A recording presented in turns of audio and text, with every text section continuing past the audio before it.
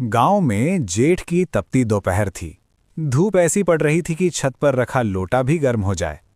हवा चलती भी थी तो जैसे तंदूर से निकल कर आ रही हो। पूरा गांव गर्मी से परेशान था। कुएं का पानी भी गुनगुना लगने लगा था। बच्चे आम के पेड़ के नीचे पड़े थे, बूढ़े पंखा झल रहे थे और औरतें बार बार माथा पहुंच रही थीं। उसी गांव के बड़े से पुराने घर में रहती थीं सासू माँ और उनकी दो बहुएं, बड़ी बहू कमला और छोटी बहू विमला। दोनों बहुएं बहुत ही जुगाड़ू थीं। ऐसा कोई काम नहीं था जो वे अजीब तरीके से ना सोच लें।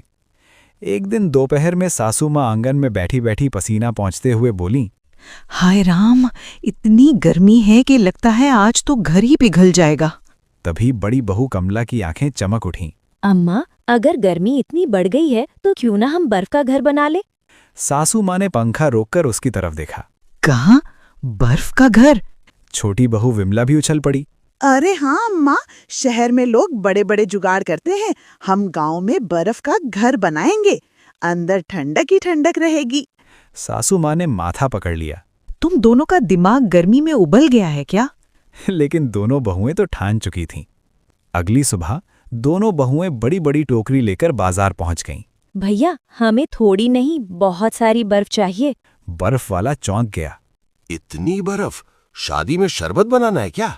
नहीं, घर बनाना है। बर्फ वाला पहले तो हक्का बक्का रह गया, फिर हंसते हंसते बोला, अच्छा, फिर तो ट्रॉली भरकर ले जाओ। दोनों ने सच में ढेर सारी बर्फ की सिल्ली खरीद ली। रास्ते में गांव वाले उन्हें देखकर पूछने लगे, काहे रे बहुओ, बर्फ की दुकान खोल रही हो क्या? विमला ने तुरंत जवाब दिया, नहीं, हम ठंडा घर बना रहे हैं। अब तो पूरा गांव उनके पीछे पीछे चल पड़ा। घर पहुंचते ही दोनों बहुओं ने आंगन के एक कोने में बर्फ की सिल्लियां जमानी शुरू कर दीं। एक नीचे, एक ऊपर, एक साइड में। देखो, दीवार ऐसे बनेगी। और ऊपर छत भी बर्फ की रखेंगे। सासू माँ दूर से देख रही थीं। उनके चेहरे पर ऐसा भाव था जैसे कह रही हों, हे भगवान, अब यही देखना बाकी रह गया था। गांव के बच्चे तालियां बजाने लगे। वाह, बर्फ का घर, बर्फ का घर। कुछ ही देर में सचमुच एक छोटा सा बर्फ का कमरा बन गया। दरवाजा भी छोड़ दिया गया था। अंदर एक छोटी चारपाई भी रख दी गई। अब देखो, आज रात हम यहीं सोएंगे। जैसे जैसे दोपहर बढ़ी, धूप और तेज होती गई। पहले बर्फ चमक रही थी, फिर उसके कोनों से टप टप टप पानी गिरने लगा। विमला घबरा गई। अरे दीदी, दीवार रो क्यों रही है? रो नहीं रही, पिघल रही है। दोनों जल्दी जल्दी हाथ से पानी हटाने लगीं। एक तरफ से पानी गिरता, दूसरी तरफ से बर्फ पतली हो जाती।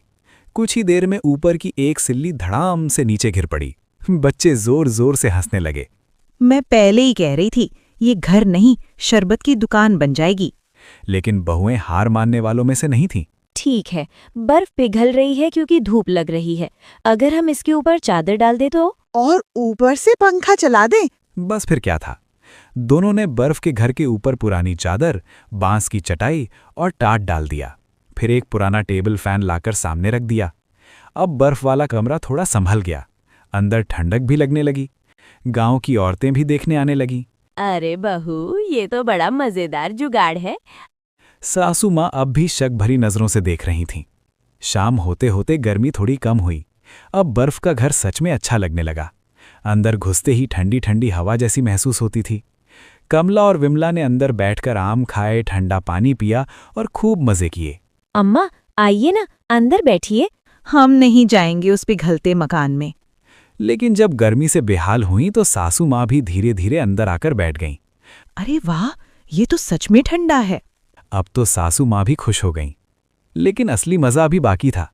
रात में सबने सोचा कि थोड़ी देर बर्फ के घर में बैठा जाए। अंदर सासू माँ, दोनों बहुएं और दो बच्चे भी घुस गए। पहले तो सब मजे से बैठे रहे, फिर धीरे धीरे ऊपर रखी बर्फ फिर पिघलने लगी और अचानक छपाक, ऊपर जमा पानी सीधा सासू माँ के सिर पर गिर गया। अरे बचाओ, छत फूट गई। बच्चे हंस हंसकर लोटपोट हो गए। अम्मा, बारिश नहीं है, ये हमारा घर पसीना छोड़ रहा है। गर्मी में घर भी परेशान है। अब तो पूरा घर ठहाकों से गूंज उठा। अगली सुबह जब सब उठे तो बर्फ का घर आधा रह गया था। जहां कल दीवार थी, वहां आज सिर्फ पानी, बाल्टी और भीगा हुआ पाट पड़ा था। अरे, हमारा ठंडा महल कहाँ गया? वो रात में पिघलकर भाग गया। लगता है गर्मी उससे जीत गई। सासू माँ भी हंस पड़ी। घर चाहे ना बचा हो, लेकिन तुम दोनों ने पूरे गांव का मनोरंजन कर दिया। उस दिन के बाद दोनों बहुओं ने सोचा, पूरा बर्फ का घर बनाना मुश्किल है। हाँ दीदी, लेकिन ठंडक का जुगाड़ अभी भी हो सकता है। तो उन्होंने एक नया जुगाड़ निकाला। उन्होंने एक छोटा मिट्टी का कमरा, उसमें गीले बोरे और सामने पंखा लगा दिया। ऊपर से थोड़ा थोड़ा बर्फ भी रख देती। अब घर में बिना ज्यादा खर्च के अच्छी ठंडक रहने लगी। चलो, इस बार तुम्हारा जुगाड़। और फिर पूरे गांव में उनकी चर्चा होने लगी। अरे वही दो बहुएं जिन्होंने गर्मी में बर्फ का घर बनाया था। सीख: गर्मी चाहे कितनी भी हो, अगर दिमाग में जुगाड़ और दिल में हंसी हो